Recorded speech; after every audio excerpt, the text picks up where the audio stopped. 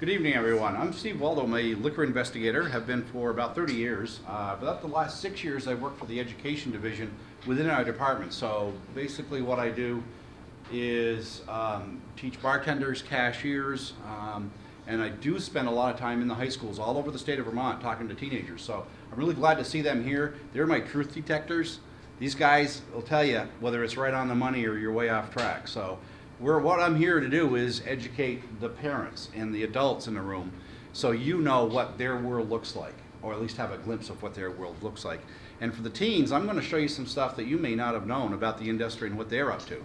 So this information I put together, I found in the last few years, I've been in kind of a unique position. Not only as an educator traveling around Vermont, but I'm on some national committees. So because I work for liquor control, I actually get to sit in some of the meetings with the industry people. And not that it's secret information, it just doesn't get published. So some of this information you may not have heard anywhere else, or it may turn on a light bulb for you. So let's get going here. Also, I want to tell you that if you have any questions at any point, you can go on our website. My email address is on there. Email me. The coalition folks will tell you. I respond as quickly as I possibly can to any and all questions. If I don't have the answer, I can probably get my finger onto somebody who does have the answer for you. As far as resources, there's tons of websites out there, but I got to caution you, look for where that website originated, because not everybody is putting truthful information on the web. There's no traffic cop out there saying, I'm sorry, you can't post that, that's not real, or that's not true. So you got to be kind of filtering this stuff a little bit to figure out what is truthful and what is not. So let's talk about the scope of the problem for a moment. I hear this from parents all the time, especially when I'm dealing with police officers trying to enforce underage drinking laws. Well, it's no big deal. I mean, if we have a supervised party, I mean, it'll be safe, right? And of course the answer is absolutely not. We've had a lot of tragedies around parents trying to provide what they call a safe party, and some very well-meaning parents as well. When these things go horribly wrong, things can get out of control pretty quick. Just to give you another, again, more scope of the problem, 32% of our fatalities nationwide are the direct result of drunk drivers, and here in Vermont we're at the same national average. But I can tell you, back in 2008 we had a really good year. We had hardly any deaths from drunk drivers. But as anybody knows that deals with statistics, that was an anomaly. We have highs and lows, and that happened to be a real low. So we're back to the national average at 32%. This is a chart that comes from the Youth Risk Behavior Survey, something that our teens take every 2 years in our high schools. Feeds into the national stats. There's a lot of stuff that goes on here. But the reason I wanted to show you this tonight was because when I talk to teens, I say, this is where a teen has ridden with a drunk driver sometime in the last 30 days. I say to the kids, who the heck are you riding with? Who are these drunk people? And they go, guess what their #1 answer is? Mom and Dad. Mom and Dad are coming to pick them up at the game or after school or whatever it happens to be, and Mom and Dad have way too much to drink, and the teens are in an awful predicament.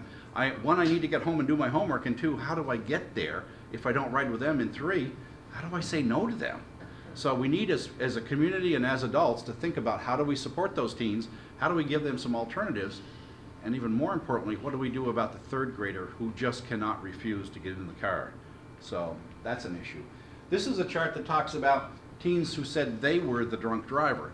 Now, one of the things that I love when I talk to teens is they are definitely my truth detector. They tell me, now wait a minute, because I was looking at this and I was getting all nervous about 9th graders, because a 9th grader is on average about 14 years old.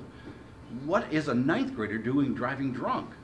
Well, I had a young lady last year, a teenager, say, wait a minute, that question says teens who drove a vehicle in the last 30 days and had been drinking, what are you thinking about? And I said, well, cars and trucks on our highways. And she said, no, I don't think so. If you ask a teenager that question, we think of things with engines, which includes 4-wheelers and boats and motorcycles and lots of things, tractors, you name it. So I think the question, we got the right answer. I don't think we realized what our question really was when we asked it. So we need to think about all those other things other than on our nation's highways, on our state highways. We need to think about, snowmobile trails, gravel pits, that kind of stuff as well. Young people and alcohol. The #1 way our teens die, or 10 to 24, if you will, is motor vehicle crashes. #2, unintentional injuries. Now these are national, so when I say homicides, that's not a big picture thing in Vermont. Our teens are very safe in Vermont. But suicide, certainly, absolutely. And the common thing amongst all four of those is always alcohol. When we have a death, an untimely death, from any one of those four, first thing that the toxicology reports does is look at the alcohol content. And time and time and time again, we're seeing numbers in there. Underage drinking in the U.S. These numbers come from the federal government. Rates of current use is highest in small urban areas and rural areas. Yeah, Vermont's rural. Rates of binge drinking highest in rural areas. Current underage alcohol use is highest in the Northeast region. It's kind of like we got a bullseye right over Vermont, because that's what they're talking about here, folks. Yet there's a ton of resources being poured into our inner cities, which I'm not saying they don't need it, but I'm saying don't do that without looking at the rural areas as well, because we have just as many problems as they do. Colleges. I used to think colleges were big high schools, and they're not. They're really a big business. And when I talk to young people who have gone to college either here in Vermont or another state about what's going on campus, the drinking problems are astronomical. It's not necessarily safe to be out after dark in some of our colleges because of all the stuff going on. We're talking about young ladies, if you go from the library back to your dorm, make sure somebody's with you. You don't hear about that stuff a lot, but that's what our young people are telling us. Vermont specific. Top in the nation for alcohol use, tops in the nation for marijuana use. And when we talk about marijuana use, I got to tell you folks, you know what teens tell me? Why not? We're going to make it legal, aren't we? I said, we haven't made anything legal yet. Marijuana is not legal for use. And they go, well, it's kind of going to happen, so what's the big deal? So they do listen to us. Even though they say they don't listen to us adults, they do listen to our adults. Fourth highest in the nation for drinking costs per youth. And you guys can read the numbers. This one I see a lot. 2 out of every 3 sexual assaults are directly related to alcohol. And this one is an interesting one because it talks about 13% of all the alcohol sold in stores in Vermont, convenience stores as well, 13% goes to the hands of a teenager. Now the nice part of that is, I can show you in a moment here, how that teens are not getting it directly from stores. Isolated cases, yes, but on a regular basis, no. What's happening is there's somebody old enough buying it for them. I'll show you a chart in just a moment about that one. But I didn't want to cover this. I did some work a couple of years ago with Dr. Aaron White at Duke University. He's doing studies on brains, teenage brains, and what happens when you saturate a teen brain with alcohol, and what kind of long-term effects are there. His bottom line answer is healthy choices makes a healthy brain. Unhealthy choices makes an unhealthy brain, because if you saturate a teen brain as it's growing with a lot of alcohol, it actually permanently damages that teen's brain. So that's what I'm telling teenagers now. Do you want an unhealthy brain for the rest of your life? It's not a matter of I have wild teenage years and then I go out of it and I become a responsible adult. It's that you are stuck with this brain that you've damaged now for the rest of your life. So when we bust underage drinking parties, as you can see here, we're seeing a lot more liquor and a lot less beer. Teens are very logical about this, very logical.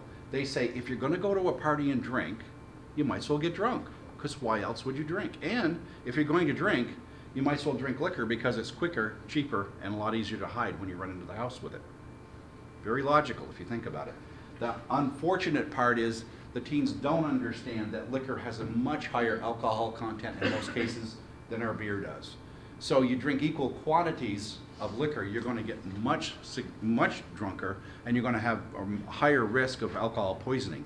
And that's what we're seeing now. We've actually, when police officers are trained, and that's one of the things I do is train police officers, when we train them how to raid a house, how to bust up a party, one of the things we've had to completely change around now is that as soon as you secure the premises, the building, the whatever it is, you have to immediately conduct a full search top to bottom to make sure there's nobody passed out anywhere, because we're finding a lot of passed out teenagers. And this is the chart I promised you just a minute ago. This number and this number, these are adults buying for teens. Our stores have been really working really hard to make sure they're not selling to teens directly. So that's why the number stolen is getting bigger. Kids are having to steal it because they can't buy it.